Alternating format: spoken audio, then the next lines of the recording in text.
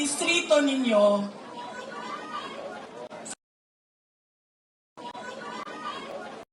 saan na yung congressman ninyo?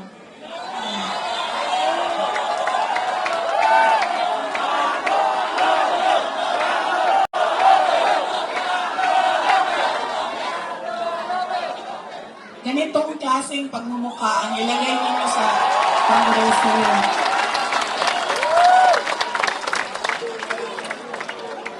At ganitong klaseng kapasidad. Hindi ko alam, ano bang nangyari noong 2022 at yan ang binoto ninyo? Ikwento nyo nga sa akin. Ikwento nyo sa akin.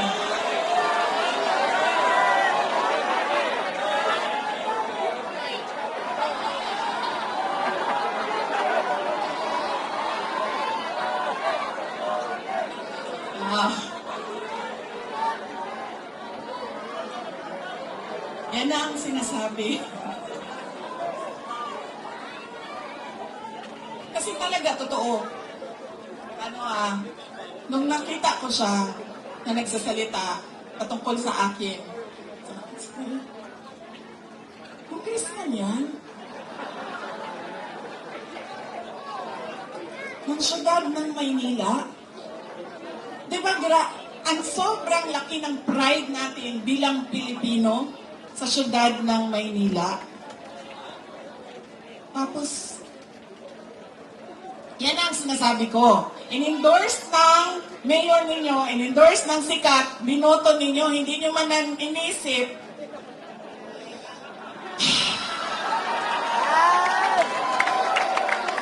Yan! Yan ang sinasabi ko sa inyo. Kasi, ang ugali natin, in-endorse ng sikat, sikat ang apelido. Okay, nagboto ko na ito.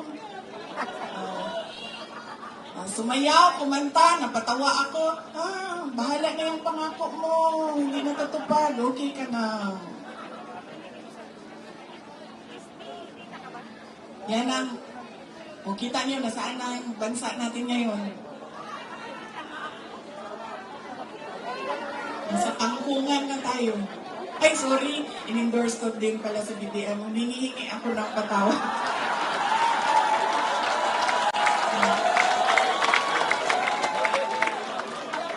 Hinihingi ako ng patawad sa inyong lahat. Ma'am, tinatanggap ko po ang sorry mo at pinatakbo mo akong Vice President.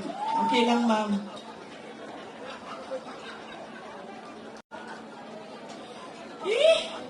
Sabi, mamuli na ito, uy. Di ba mo mamuli?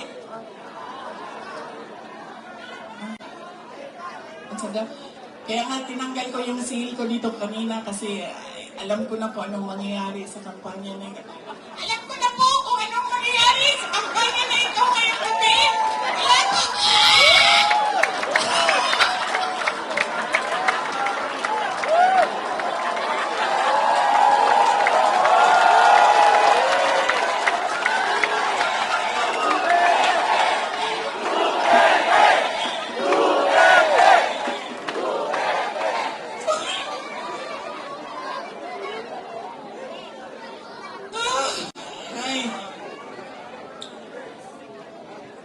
Sakit sa ulo.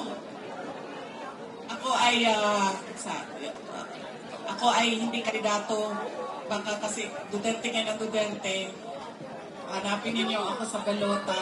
Hindi po ako kandidato ngayong eleksyon na ito. Ako po ay nandito bilang isang botante din. Magpapaalala sa inyo. Hindi dahil sikat yan, hindi automatic ang boto. Hindi dahil napapatawa kayo, hindi automatic ang boto. Tingnan ninyo yung pako. At, yes ma'am. Ngayon, pati ako ma'am, nagising. Nagising ako ma'am, na-impeach na ako. Yawa ng mga tawhanan.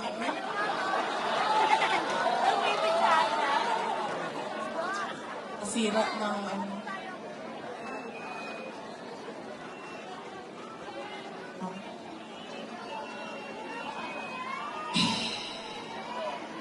Ano ba pag-usapan natin? Anong tanong ninyo? May tanong kayo?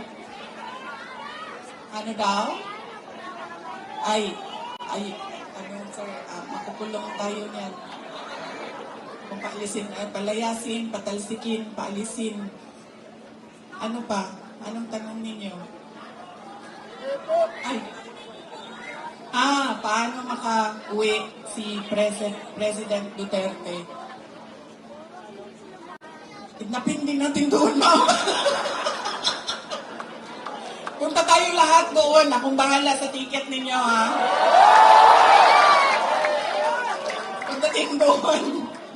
Pagdating doon, kidnapin. Alam nyo, kawawa siya kasi nung tumawag siya, kinanto niya sa akin, diba?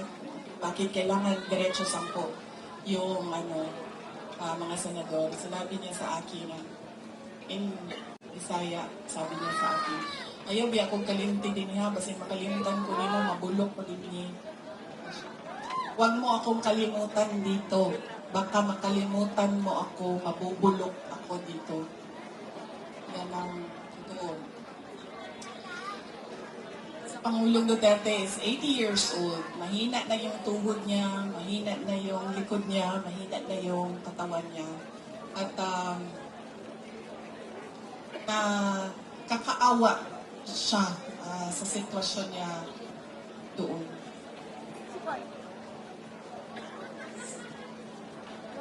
Sabi ko sa kanya, matuto ka na lang magluto ng itlog, mabilis lang yan. Halu-haluin mo lang, tapos lagyan mo ng mantika. Okay na asin. Sorry, hindi pala ako marunong magluto. Asin! Sorry, ma'am. Asin, ano pang ilagay, ma'am? Mantika. Oo, mantika. Jayden, nakikita mo? Bawang, Awak ka sibuyas. lang, Bawang, ah. sibuyas, asin. Umawak. Sabi niya sa akin, Ako. pinapaluto mo ako ng itlog, hindi nga ako marunong magpakulok ng tubig. Awak. Yan. Kaya, paano natin siya maibalik, ma'am?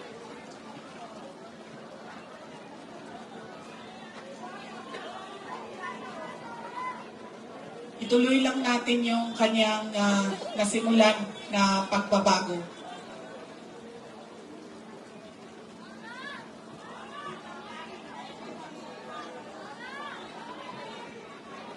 Yes, ma'am. Kapatid niya ang presidente ng Pilipinas. Ang problema nito, ma'am, nagsabi na ang kapatid niya na hindi daw niyang kapatid ito, ma'am. Itinakwil na po ito ng kapatid niya, ma'am. Nakakaawa din. Madami ang nakakaawa ngayong panahon na ito. Hindi lang si President Duterte, hindi lang si Senator Amy Marcos, mga tao na nagugutom, mga tao na biktima ng kriminalidad, mga tao na walang oportunidad sa trabaho. Alam niyo ba kung gaano kadami ang ating mga kababayan na nagpupumilit pumunta sa abroad para magtrabaho? Libo-libo, araw-araw. Dahil wala tayong nakikita na oportunidad dito sa ating bayan. Kaya ano ang magagawa natin? Ang magagawa natin ay iboto. Ang mga senador ng Duterte at Mawawalan ka ng pwesto. huwag niyong kalimutan! Kalimutan mo yun! O dito, umawa ka. Hindi, babalik talaga ako dito! Diyan! Bababa ako. Huwag niyong kalimutan iboto Wala si kayo Carla na Lopez, makakanood. ang ating congressman. Sir, pag in-impeach mo pa ako pangalawang beses, sir, hindi ko na lang. Nalampasan ko yung isang impeachment, yung susunod na impeachment, siya din yung pipirma. Ay, ginoo ko.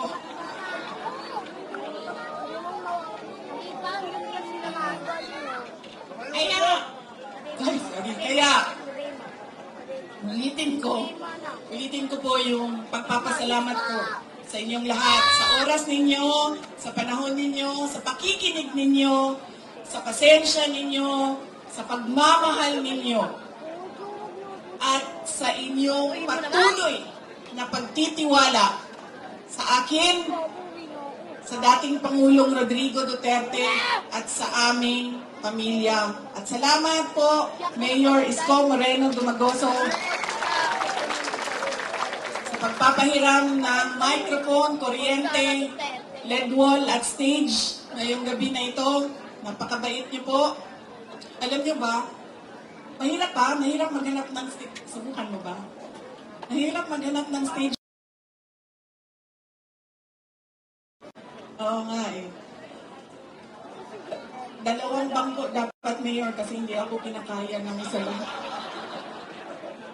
Sabi nung kasama ko kahapon, ayan na yun, Chair, tumayo ko na lang dyan.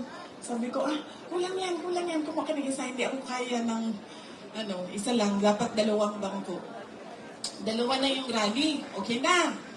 Bayad na, ganito, ganyan. Tapos nung gabi na, papunta na ako dun sa rally, sinabi sa akin, ay, hindi ka pwede sumampa sa stage namin. Dahil, dahil Duterte ka. Mahirap talaga maghanap ng stage ngayon.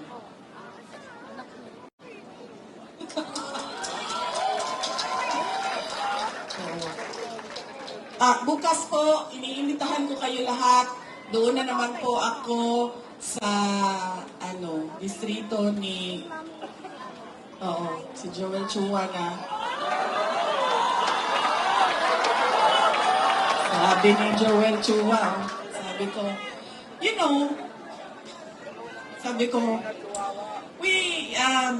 the appointing authority of the Undersecretary of the Department of Education is, sabi ni Joel Chua, the DepEd Secretary. Sabi ko, no! The President of the Philippines. Yan ang pinili ni... Bakit nagboto si Joel Chua noon? Bakit? Ikwento niyo nga sa akin.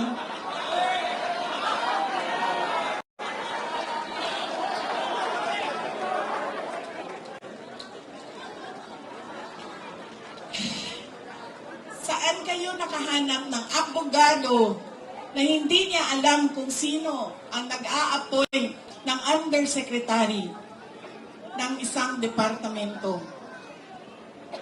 Dito sa Maynila, mahanap niyo yan, si Joel Chua, doon sa distrito niya. Yan ang sinasabi ko.